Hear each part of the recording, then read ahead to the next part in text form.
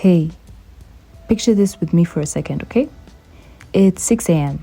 and somebody's phone buzzes on the nightstand, but it's not the alarm. It's a payment notification.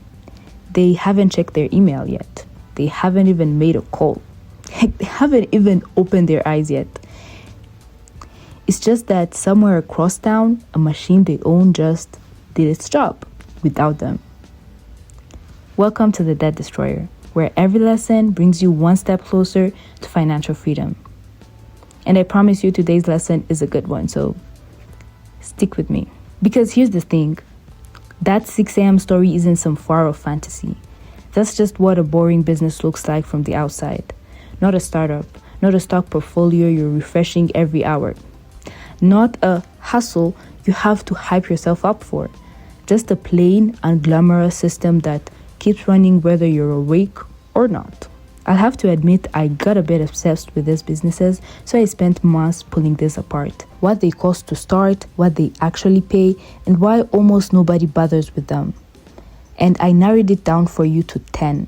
So stick with me all the way to the end, because the last one isn't just another business. It's the thread that ties every single one of these together. And once you see it, you'll start seeing it everywhere. Trust me. Alright, let's get into it. Business 10.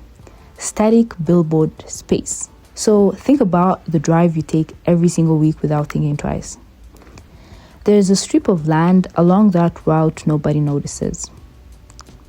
It could be a fence line, a rooftop, a blank wall facing traffic. To you, it's just the scenery. To somebody else, it's a rented sign quietly bringing in $500 to $2,000 a month. Paid by a company that never calls, never complains, and never needs anything from you except an invoice. And here's the fun part. The barrier isn't money. A basic structure can go up for a few $1,000s. The real barrier is that almost nobody looks at an empty space and sees a tenant. So here's your fast pattern, and write this down. The businesses on this list don't sell you anything you can hold in your hand. They sell access to something that was already sitting there, unused. Which leads us straight to business 9, roll-off dumpster rental. Every renovation, every construction site, every big clean out, they all need somewhere to throw everything. And that's really the whole business. You buy a handful of steel containers, drop them off, and then pick them up when they're full. One dumpster on a rotating schedule can bring in $300 to $600 per drop. And a modest fleet, 10, 12 units, one truck, one part-time driver, can clear 6 figures a year. Nobody's bringing this up to impress anyone at a dinner party. And well, that's kind of the beauty of it. The container doesn't care if it's respected. It just needs to be full. So go on and fill it up. Let's go on to business 8. Mobile notary and loan signing services. Right now as we speak, somewhere in your city, a title company is scrambling to find someone to witness a signature on a mortgage closing happening in 2 hours. And that's the entire market right there. A certified notary who specializes in loan documents can charge $75 to $200 per appointment. And a signing agent who books 4 or 5 of those a day, they're quietly running a 6-figure operation out of their car. The credential takes weeks, not years. The competition's thin because most people assume this is a government clerk's job, not a business. Well, it's not. It's a business that just happens to wear a government stamp. Business 7. Commercial document shredding. See, every law office, medical practice, and accounting firm in the country is legally required to destroy sensitive paperwork on a schedule. And almost none of them want to do it themselves. That gap, that's your opening. An operator with a shredding truck and a route of 40 or 50 small offices can turn recurring contract-based pickups into $8,000 to $15,000 a month without ever meeting the same client twice on a stressful day. It's not a business anyone brags out at a party again, but it's a business that quietly renews itself every January. Because one thing is for sure, compliance never goes out of style. So write that one down. Business 6. Uniform and mat rental for local businesses. Restaurants need clean aprons. Auto shops need clean mats. Clinics need clean scrubs. None of them want to own their own commercial laundry setup, so they just rent it instead, week after week on autopilot. An operator running a modest route of 40 accounts can bring in steady 5-figure months on contracts that basically renew themselves, because switching providers is more of a headache than just paying the invoice. Honestly, this business is like being the wallpaper in someone else's operation. Invisible and way more annoying to remove than just leave alone. On to business 5. Cargo container leasing. Near every port and industrial corridor, businesses need extra storage they'd rather not build themselves. A used shipping container costs a few $1,000s and can rent out for $150 to $300 a month for years with almost no upkeep beyond the occasional coat of paint.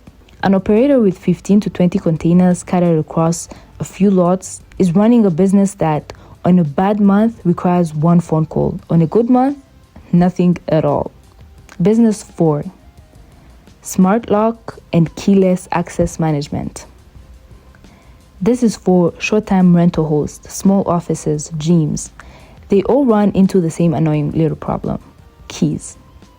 Lost keys, copied keys, keys handed to the wrong person. An operator who installs and remotely manages smart locks across a portfolio of properties can charge a flat monthly fee per door, often $20 to $50, for something that takes minutes to install and barely needs a follow-up visit after that. Nobody's posting their lock business on social media. But once 50 doors are online, that's 50 people paying you every single month to never think about this problem again. We're on to the big 3, and if you're learning a lot so far, don't forget to hit the subscribe button. Business 3. Specialized equipment rental for contractors. Not just any tool, okay? The specialized stuff. A concrete grinder, an industrial paint sprayer, a trench digger. Small contractors need this gear for a week, maybe 2, and they don't want to own something that just sits there idle the other 50 weeks of the year. An operator for 5 or 6 specialized machines can charge premium day rates because renting the right tool for a 3-week job beats buying it outright every time. The equipment usually pays for itself within its first handful of rentals. Everything after that is close to pure profit. Business 2. Buying a boring business instead of building one. Now, this one's a little different from the rest because it's not really about which business to run, it's about how to get into one. See, most people assume the only way is in starting from nothing.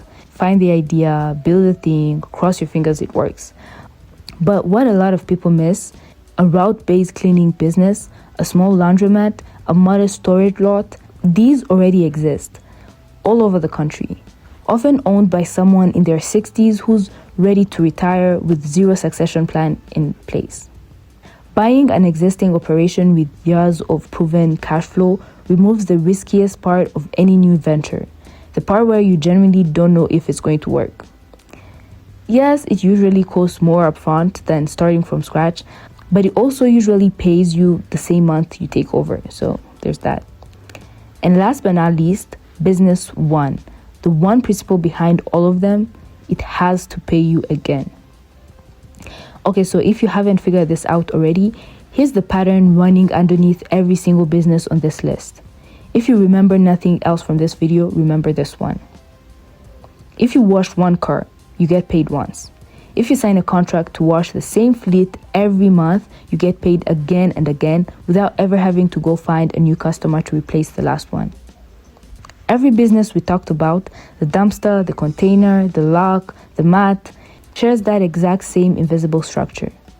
The client pays, walks away, and comes back to pay again next month, without you having to convince them all over again. That's the real filter. Not, is this exciting? Not, has anyone done this before? Just one question. Does it pay you once or does it pay you every month? Ask that about any idea, including your own, and it quietly weeds out most of the bad ones because you waste a year chasing them. Here's the thing. 2 people can start at the same exact age, with the same exact energy, chasing 2 totally different answers to that question. One spends years hunting for the idea nobody's ever tried. The other buys the boring thing that's already working and adds a second boring thing next to it 4 years later.